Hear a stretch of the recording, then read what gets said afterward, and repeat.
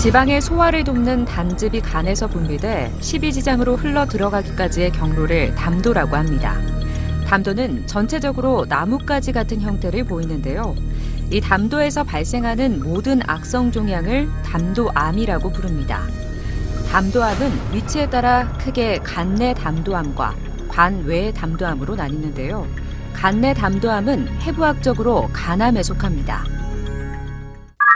담도암의 원인은 선천성 기형의 일종인 담도낭종, 간흡충과 같은 기생충, 재발성 담도염, 원발성 경화성 담도염, 간내담석증, 담도장 문합수술, 성면이나 다이옥신 같은 발암물질, 베이컨이나 소세지를 구울 때 나오는 나이트로사민, 흡연 등이 있습니다. 이런 원인들을 잘 살펴보면 담도암의 근본적인 원인은 담도의 만성적인 염증과 깊은 관련이 있다는 것을 알 수 있습니다. 담도암이 많이 알려지진 않았지만 발생률이 적지 않은데요. 2018년 국가암 통계에 따르면 담낭암과 합하여 7,100명 정도에서 발생했는데 전체 암 발생 9위를 기록했습니다. 연령 표준화 발생률은 인구 10만 명당 6명에서 7명인데 주로 젊은 층보다는 50대 이상부터 발병하는 것으로 나타났고 인구 고령화로 지난 10년 사이 환자는 1.5배 정도 늘었습니다.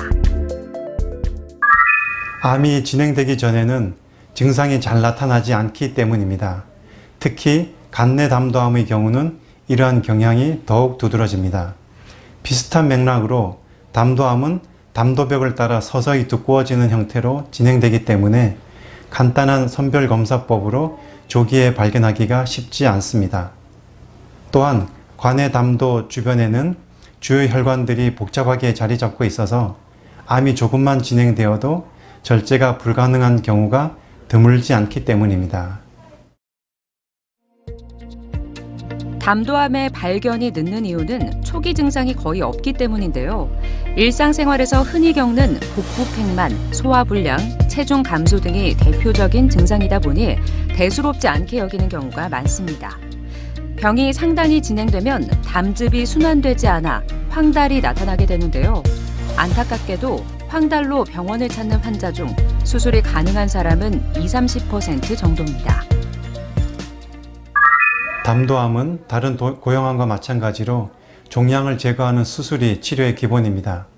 그리고 수술 후 조직검사 결과에 따라 항암 화학요법이나 방사선 치료를 보조적으로 시행합니다. 담도암 수술에서는 단순히 종양이 얼마나 크냐 하는 것이 다른 암종에서만큼 결정적인 지표가 아닙니다.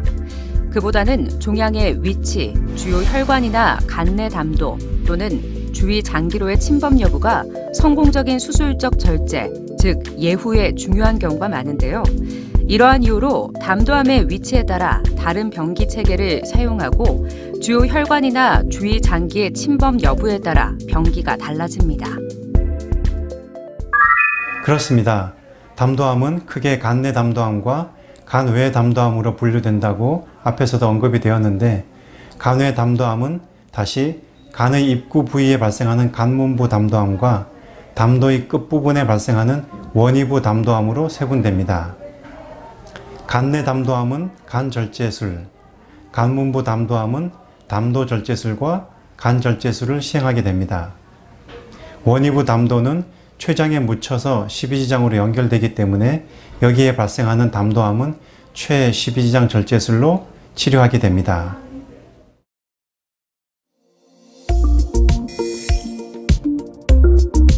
원위부 담도암 수술법인 최십이지장 절제술은 어려운 수술로 알려졌는데요. 하지만 최근 수술 기법과 마취 기술 및 중환자 치료법이 발전한 덕에 수술 사망률이 2-3%대로 감소했고 5년 생존율도 많이 높아졌습니다. 이 수술은 국소적 절제가 가능한 원위부 담도암에서 환자의 전신 상태가 양호할 경우에 최선의 치료법으로 쓰이고 있는데요. 하지만 합병증 발생률이 여전히 높아서 40% 전후로 보고되고 있습니다. 흔한 합병증으로는 췌장과 소장 연결부에 췌장 소화액 누출, 위의 운동성이 저하되어 위가 잘 비워지지 않는 상태, 출혈 등이 나타날 수 있습니다. 담도암 수술 후에 절제된 조직이나 장기에 따라 조금씩 다를 수 있지만 간절제술의 경우에는 일시적으로 간 기능이 저하될 수도 있고 최12지장 절제술의 경우에는 소화기능 저하나 당뇨가 발생할 수 있습니다. 일시적인 간 기능 저하는 시간이 경과되면 대부분 회복되지만 췌장 절제로 인한 소화기능 저하나 당뇨는 지속되는 경향이 있습니다. 다른 부작용으로는 수술 후 복강 내 유착으로 인한 장 폐쇄 등의 증상이 나타날 수 있습니다. 담도암은 종양 자체의 성장 속도는 비교적 완만하지만 해부학적으로 중요한 부위에 발생하기 때문에 평균적으로 예후가 불량한데요. 예후에 영향을 미치는 인자로는 종양의 위치, 세포 분화도, 림프절 전이 여부, 신경 주위나 췌장의 침습 여부, 담도벽 침윤의 깊이, 수술 시 절제면 침습 유무 등을 꼽을 수 있습니다.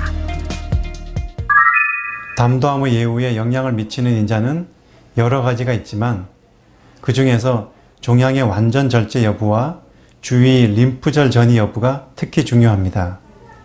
종양의 완전 절제란 수술 시 절제면에 종양세포가 남아있지 않은 상태를 의미합니다. 절제면에 종양세포가 남아있게 되면 비교적 빨리 재발하게 됩니다. 특히 간문부 담도암 수술에서 간문부의 복잡한 담도 구조 때문에 절제면에 종양세포가 남아있는 문제가 발생하기 쉽습니다. 담도암의 전체적인 예후는 우리 몸에서 가장 불량한 췌장암만큼 나쁘지는 않지만 대략적으로 폐암이나 간암의 예후와 비슷합니다. 우리나라 10대 암 중에는 나쁜 편에 속합니다.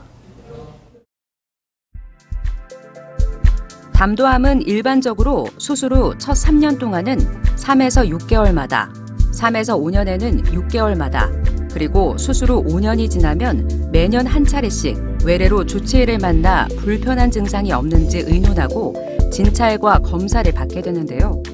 이때 혈액검사, 간기능 검사, 종양 표지자 검사 등과 단순 흉부 방사선 검사, 복부 전사나 단층 촬영 같은 영상 검사를 하게 됩니다.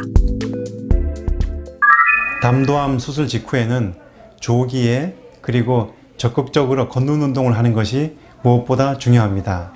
그래야만 식이섭취가 원활하게 되어 전반적인 회복을 앞당길 수 있습니다. 간절제술 후에 간 기능이 개선되는 데는 식이섭취가 특히 중요합니다. 최12지장 절제술과 같이 복잡한 수술을 한 후에는 걷는 운동과 식이섭취 등으로 회복이 원활하게 진행되어야 수술 부위의 합병증을 줄일 수 있습니다.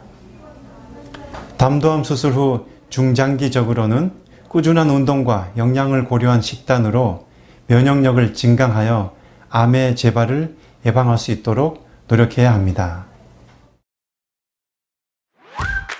여기서 잠깐! 잘못된 의학상식을 바로잡아 건강도 지키고 상식도 키우는 Yes or No! 담도암 치료 중에는 다른 약을 먹으면 안 되나요? No, 아닙니다. 담도암 치료 중에도 필요하면 다른 약을 먹을 수 있습니다. 하지만 대부분의 담도암 수술은 간이나 췌장 등 주요 장기를 절제하기 때문에 전신 상태가 충분히 회복되기 전까지는 꼭 필요한 약만 복용하고 특히 성분이 불확실한 약물은 복용하지 않거나 세심한 주의를 기울여 복용해야 합니다. 잘못된 의학상식 깨치기 Yes or No 두 번째. 고령의 담도암 환자는 수술하지 않는 편이 낫다는데 사실인가요? No, 아닙니다. 고령이라도 건강한 상태를 잘 유지하고 있는 분이라면 수술적 치료를 받는 것이 좋습니다. 다만 수술 후 회복하는 데 있어서 연령이 절대적인 요인은 아니지만 상당히 관련이 깊은 것은 사실입니다. 담도암의 치료율을 높이려면 가능한 한 암을 일찍 발견해 수술해야 하는데요. 만약 특별한 병이 없는데 최근 식욕 감퇴나 체중 감소 등의 변화가 나타나면 병원을 찾아 검사를 받아보는 것이 좋겠습니다. 여기에 담도암의 원인이 되는 담석 질환 예방에 도움을 주는 콩곡물, 채소, 생선, 올리브에 많은 불포화 지방 등의 음식을 섭취하는 것도 담도암 예방에 도움이 되겠습니다. 담도암을 예방하기 위해 정해져 있는 공부안은 없습니다. 다만 담도암이 담도의 만성적인 염증과 관련이 깊다는 설명을 드렸는데, 담도에 염증이 생기는 질병을 적극적으로 치료하는 것이 담도암 예방에 중요하겠습니다. 한 가지 당부 말씀을 드리고 싶은 것이 있습니다. 담도암 환자의 대부분은 황달을 동반하고 있습니다.